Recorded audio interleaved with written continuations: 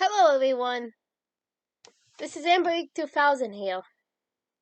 Welcome to my channel. Well, I play a variety of games and do narrations for fanfics. I'm really hoping you enjoy my content. If you do, make sure to comment below, leave a like, and subscribe with the notifications on.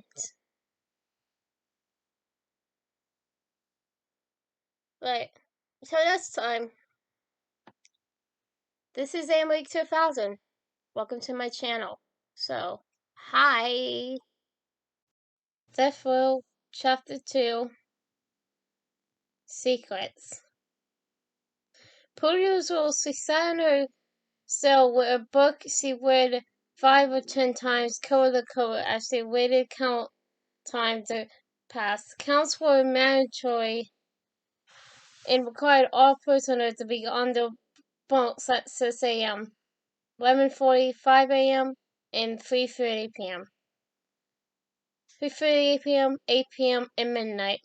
Timing of the clocks was precise, down to the second. Prisoners never knew how long they would last. As grueling as some of the work was over the past few years, clock time was the girl's least favorite part of the entire experience. Mainly because it forced her to feel like she was a part of the community she despised so much.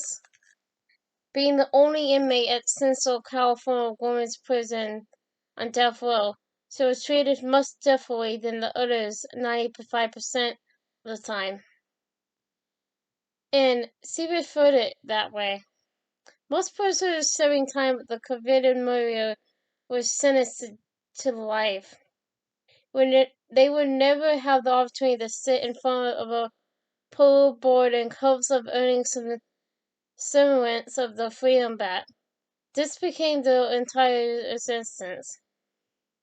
Each day they received 3 meals, had dozen hours of guard time, and were assigned specific jobs. The savage routine, which probably seemed harsh looking in from the outside, gave the prisoners a sense of normality. It became the world, and all memories of the past faded like feeding foxes dust after the first month or so. Intermingling with the general prison population was a luxury afforded to inmates in Jane's situation. Not that she wanted to be around the others anyhow. Death row prisoners were systematically broken down, with a complete disregard for their mental state, at a more intense level than their peers. The first week consisted of a solid 7 days in solitary confinement, which they called the boss, where the only contact with any other individual came from a 10-second window.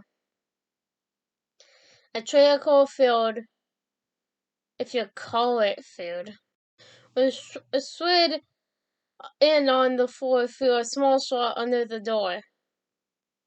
Anyone who has gone through the terrifying, soul-crushing experience of being locked up in the boss understands the mental and emotional destruction that takes place there. The human psyche is not meant to endure long spans of time without being around others, confined to a tiny, dimly lit room with only their thoughts and imagination to keep them from a complete madness. It was the kind of experience that was arguably worse than any form of physical torture. After the first wave of panic subsided, the girl allowed her mind and body to test momentarily. She fell asleep, and firstly she was visited by a man she missed a ton. Years ago, he came to her in a series of dreams and told her what she needed to heal. This time, he helped calm her nerves, put things into perspective, and assisted in developing a secret plan that would result in the girls regaining her freedom. He visited her dreams several other times during her prison stay to keep her focused and on track, helping her remember and realize there was one person in her previous life that was worth fighting for, and she insisted to fight when the timing was perfect. From the second week onward, Jane was immersed in a larger cell with only a shelf of books, a constant humming electric sound, and a steady rhythm of dripping water somewhere on eyesight and the doctor's recent pressure on the California government regarding inmate weights and its national coefficient for death penalty involvement. She had a sink with running water, a toilet, and 10 monitored minutes of computer time daily, once per week. She was even allowed to feel the sun on her bare arms and face. Yard time, once the other inmates had left, was brief, but one of her favorite moments. It was Lauren's idea to provide Jane with a laptop, and sort of kill two birds with one stone. Freeze the going inmate weights movement so he would be viewed as progressive and see what the girl would do online. Her source perhaps leading to more insight into Jane's true identity, who had not said a word since before her arrest. The person her search history would hopefully unlock secrets she kept secret. She kept buried deep inside. Unfortunately, she only reached the town where the murder took place, photography, and time traveled, really diverting from those main topics. Jane ran her fingers through short, unevenly chopped, silvery blonde hair and was still thankful for the recent haircut that weren't deemed necessary for all inmates recent week. As she reached up with both hands, the chains from her semi-permanent restraining shackles conned and jingled, reminding her that she was mostly helpless. Unlike other inmates who were allowed to murder and miss in general population, a death row prisoner had a much stricter schedule.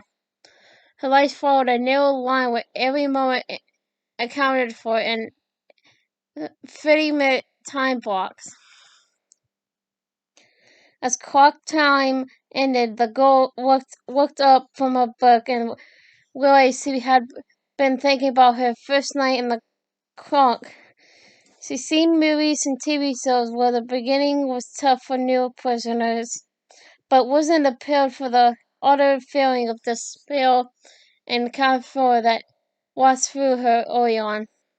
The inmate had experienced the heartbreak of abandonment before, and God knows loneliness was an old friend that knew her by name. Yet there was no preparing her for the seamlessly infinite number of trails that followed that first night. She was still confused then about what happened. Her memory was spotty at best. She knew she didn't really belong in prison in the first place. At least she believed it. She apparently did what she was accused of, as she was experiencing the aftermath of the incident.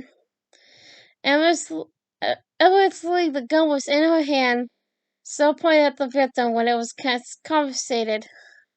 The girl promptly forced to the ground, handcuffed, taken away, and ended up in a holding cell. All she recalled from that event was the jolt from hitting the floor with all of her weight. Unlike her typically rage-filled personality, a numbing nothingness cascaded through her mind. It was as if she was watching her own arrest rather than actually experiencing the moment. It felt like when she was a little girl. Her parents always asked if she remembered a certain thing from her past. She didn't really, but she saw herself in pictures, so it must have happened. The truth was that she did want to kill the man. The things he did to those other girls, including the two that meant the world to her, were unforgettable. She definitely hated him. If circumstances had lined up, she might have enjoyed pulling the trigger. As it stood, she couldn't be certain she actually did it, though the evidence was undeniable to the courts. Even though it's strained and regularly reminded that she was currently trapped in her sister's ways, and it didn't do much to deter the girl from her plan. As she considered who would soon come to visit her, a smile tightened the sin in her cheeks. Her heart began racing and her blood pumped in a way it hadn't in years. A nervous yet heartfelt energy pulsated through her extremities, warming her heart. The secret plan was finally starting, and she couldn't wait to see her favorite person the following morning. So, AC means Jane Joe. Again, we think about it, and the beginning, Chloe was killed through basically getting slapped by Nathan. But it looks like Jane Joe killed Gibson because of the evidence.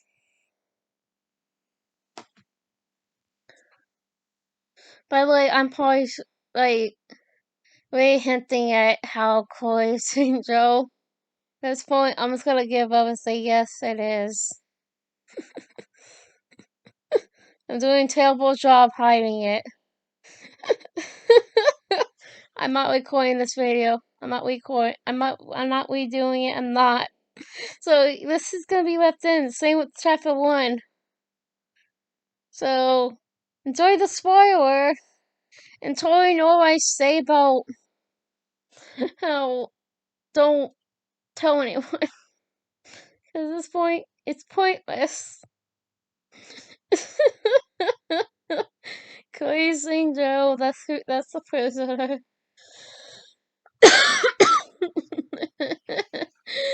Oh boy. Hi everyone. This is Emma 2000 again. Well, I hope you enjoyed the video. Because, I really did enjoy making it. But, so I hope you enjoyed it. Comment, like, and subscribe with the notifications on down below. Till next time, bye!